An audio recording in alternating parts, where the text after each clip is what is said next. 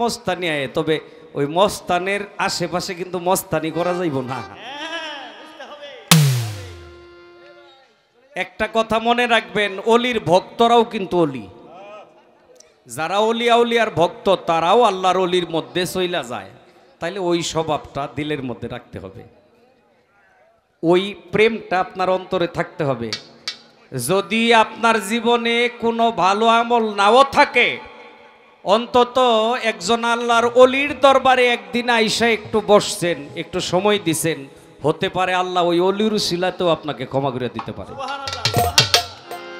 এই মন মানসিকতাটা যদি রাখেন বাবা, তাইলে আর কোনোই ঝামেলা হবে না। দেখেন এখানে আপনার কত আসতে নাই 20,000 মানুষ, এর বেশি তো হইছেন না। আমরা এমন মঞ্চ পাই 50-60 লোক হয়, তাদের মধ্যেও কোনো গ্যাঞ্জাম হয় না, গন্ডগোল হয় না। সারা রাত তারা গান শুনে, তারা উদ্দেশ্য নিয়ে যায় যে আমরা গান শুনবো, দু একটি কথা শুনবো, অলির মাজার জিয়ারত করব। এই মনটা যদি থাকে, মনের এই মোহাব্বতটা যদি, এই প্রেমটা যদি থাকে, তাইলে ঝামেলা হওয়ার কথা না। আসলেই রিজিকের মালিক হইতেছে আল্লাহ। আজকে এই দরবারে আসবো এটা আমি পরশুদিনও জানতাম না, গত পরশুদিনও জানি না। 1 মাস আগে একটু আলাপ হয়েছিল যে জঙ্গি মস্তানের দরবারে আলোচনা হইতেছে, হয়তো যাওয়ার লাগতে পারে। আমার খুব কাছের মানুষ, আমার আত্মার মানুষ, আমার বন্ধু, সেই পাকন দিয়া ওই জঙ্গি মস্তান বাবার রোজা যেখানে, ওখানেই তার বাড়ি। ওসমান গনি, ওসমান ফ্যাশনের মালিক, আমরা ঢাকায় একসাথেই থাকি। সে আমাকে 1 মাস আগে বলেছিল, এর মধ্যে আর কিছু বলে নাই। তা আমিও মোটামুটি প্রস্তুত না। আমার এই যে কিছু পোলাপান আছে, এরা ফোন দিয়া জিগায়, বাবা আপনি জঙ্গি মস্তানা আসবেন? আমি কইলাম আমার সাথে তখনও শিওর কোনো আলাপ হয় নাই। তা আসলে আজকে প্রোগ্রাম ছিল না, গতকালকে কনফার্ম হয়েছি যেখানে আসতে হবে। এই জন্য বললাম যে রিজিকের মালিক আল্লাহ, যেখানে রিজিক আছে সেখানে আপনার যাইতে হবে, যেখানে মরণ আছে সেখানে আপনার যাইতে হবে, এটা অস্বীকার করতে পারবেন না। তো যাক, এই যে গান শুনতে আসছেন, আমরা গাইতে আসছি, আমরা ফিরে যাইতে পারবো কিনা এর গ্যারান্টি আছে? তাইলে বাবা কার সাথে আপনি দ্বন্দ্ব করবেন, কার মনে কষ্ট দিবেন যদি তার কাছ থেকে ক্ষমা না নিতে পারেন? একটা কথা মনে রাখবেন, আল্লাহর ইবাদত কিছুই করেন নাই, আল্লাহ ইচ্ছা করলে আপনারে ক্ষমা করে দিব। কিন্তু একজনের মনে কষ্ট দিছেন, এই ক্ষমাটা আল্লাহর কাছে নাই। এই যে এগুলি কিন্তু ইউটিউবে প্রচার হবে। আল্লাহ বলছে যে আমার ইবাদত তুমি করো নাই, আমি ইচ্ছে করলে তোমাকে ক্ষমা করে দেব, আল্লাহ রহমানুর রহিম, নাকি? কিন্তু আপনি একজনের 10 টাকা মাইরা খাইছেন বা যে কোনোভাবে একজনের আঘাত করছেন, বাবা ওই ক্ষমাটা ওই ব্যক্তি যদি আপনারে না করে, এই ক্ষমা আল্লাহও করবো না আপনাকে। তাইলে এই দিকে সকলেই আমরা একটু খেয়াল রাখবো। আজকে আমার যিনি প্রতিপক্ষ গায়িকা, বাংলাদেশের এই সুনামধন্য উদীয়মান তরুণ গায়িকা খাদিজা ভান্ডারী, তার বাগে দেওয়া হয়েছে খাজা বাবার জীবনী, আমার বাগে দেওয়া হয়েছে বড় পীরের জীবনী। দুইজনই আল্লাহর অলি, শুধু অলি না, তারা মাদার জাতক অলি, তারা মায়ের গর্ভ থেকেই আল্লাহর অলির সার্টিফিকেট পেয়ে গেছে। তো দুইটা অলির জীবনীর মধ্যে যতটুকু সম্ভব আলোচনা হবে। যেহেতু আগে মঞ্চ করেছে খাদিজা ভান্ডারী, প্রশ্ন আলোচনাও তার কাছ থেকেই শুরু হবে। আমি একটি প্রার্থনা গিয়ে বসবো।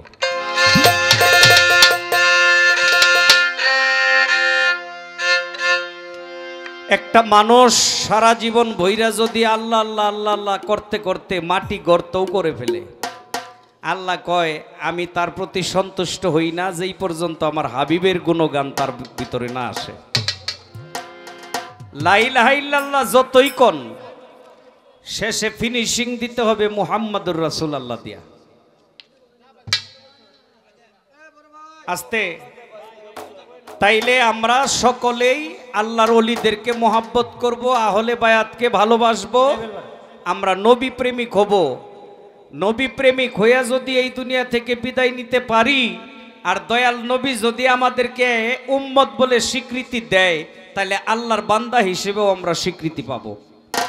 আর নবী যদি স্বীকৃতি না দেয় উম্মত হিসাবে, তাহলে আল্লাহও তাকে কবুল করে না, করবে না। এটা আমার কথা না, এটা কোরআনের কথা। এই পৃথিবীর সমস্ত মানুষ, দেও দানব জিন পরি সকল সৃষ্টি আসতে এই দেশে চলে না। আমরা কার ইবাদত করি বাবা? কারে খুশি করার লাগে ইবাদত করি কোন? আল্লাহ রে। কিন্তু আল্লাহ কয় আমি নিজেই আমার হাবিবরে রাজি খুশি রাখার জন্য আমি আমার হাবিবের নামে ইবাদত করি। আমরা আল্লাহর নামে ইবাদত করি, আল্লাহ তার বন্ধুর নামে ইবাদত করে। ওই কোরআনে সূরা আহজাবের মধ্যে 56 নম্বর আয়াতের মধ্যে দেখবেন আল্লাহ বলছে, ইন্নাল্লাহা ওয়া মালাইকাতাহু ইউসাল্লুনা আলান নবী ইয়া আইয়ুহাল্লাযিনা আমানু সাল্লু আলাইহি ওয়া সাল্লিমু তাসলিমা। আল্লাহ বলে, হে আমার বান্দাগণ, বেশি বেশি আমার হাবিবের নামের উপর দুরূদ ও সালাম পড়ো, যার নামের উপর দুরূদ ও সালাম আমি আল্লাহ নিজে আমার ফেরেশতাদেরকে নিয়ে পড়ি। তাইলে ওই রাসূলের প্রেম অন্তরে থাকতে হবে। আমার মনটা হইয়াছে দিওয়ানা,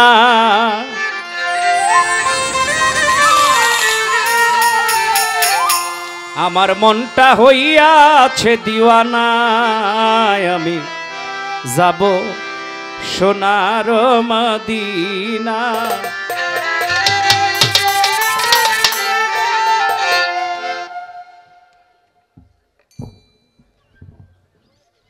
কয়েকদিন আগে দেখি ইউটিউবের মধ্যে এক শয়তানে কইতাছে, কয় মক্কার হজ আদায় করলেই হয়ে যায়, মদিনায় যাওয়ার আর কোনো দরকার নাই। হ্যাঁ, মদিনায় যাওয়ার কোনো দরকার নাই, মক্কার হজ আদায় করলেই হয়। অথচ আল্লাহর রাসূল বলছে, যদি কেউ হজ করতে আইসা মক্কার হজ আদায় কইরা মদিনায় আইসা আমাকে সালাম দেয়, তারে সুপারিশ করাটা আমার উপরে ওয়াজিব হয়ে যায়। আমার মনটা হইয়াছে দিওয়ানা, আমার মনটা হইয়াছে দিওয়ানা, আমি যাব সোনার মদিনা, আমি যাব সোনার মদিনা।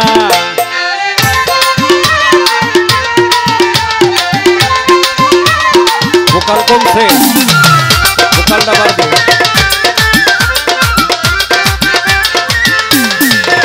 ওই মদিনার ওই ধুলি মাটি, যার পরশে সোনার চেয়েও খাঁটি।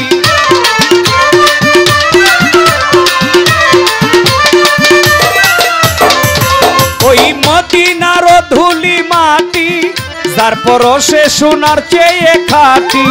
ত্রিভুবনে হয় না তার তুলনা, ত্রিভুবনে হয় না তার তুলনা। আমি যাব সোনার মদিনা, আমি যাব সোনার মদিনা।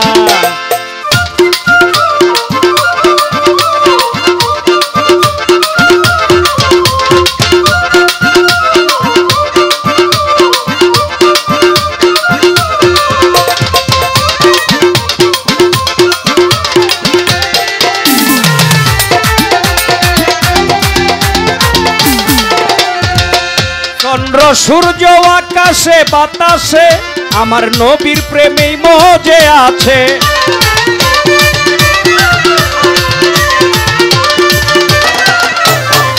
চন্দ্র সূর্য আকাশে বাতাসে আমার নবীর প্রেমে মজে আছে। নবীর চরণ করে কামনা, নবীর চরণ করে কামনা।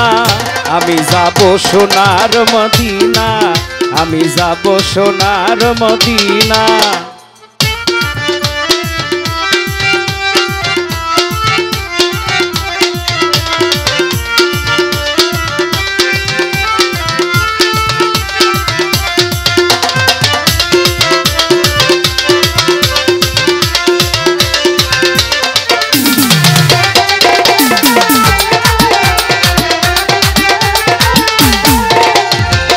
নবীর রওজা পাকের ধুলি আমার চোখে দিব সুরমা বলি।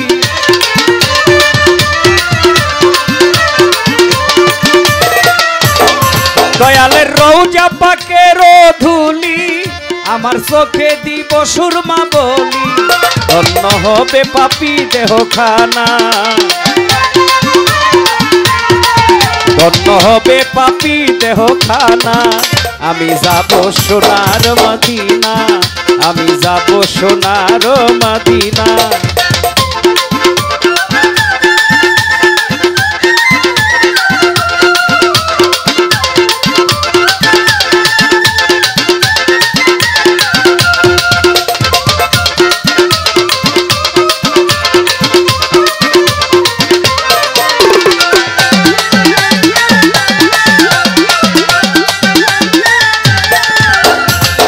মুর্শিদ মতিন শাহ বলে বৈদেশি, যদি নবী না হয় রাজি খুশি।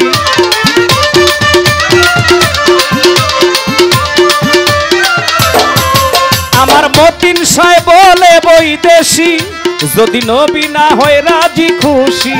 তুমি মাওলার দিদার পাবে না, তুমি আল্লাহর দিদার পাবে না। আমি যাব সোনার মদিনা, আমি যাব সোনার মদিনা। আমার মনটা হইয়াছে দিওয়ানা, আমার মনটা হইয়াছে দিওয়ানা।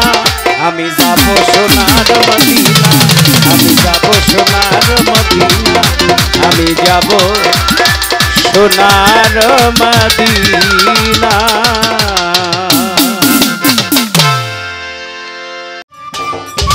সম্মানিত দর্শক, ভিডিওটি উপভোগ করার জন্য আপনাকে মিরাদ বিডি ইউটিউব চ্যানেলের পক্ষ থেকে জানাই আন্তরিক শুভেচ্ছা ও অভিনন্দন। আরও নতুন নতুন ভিডিও পেতে লাইক দিন, কমেন্ট করুন এবং সম্ভব হলে অনুগ্রহ করে সাবস্ক্রাইব করবেন। ধন্যবাদ।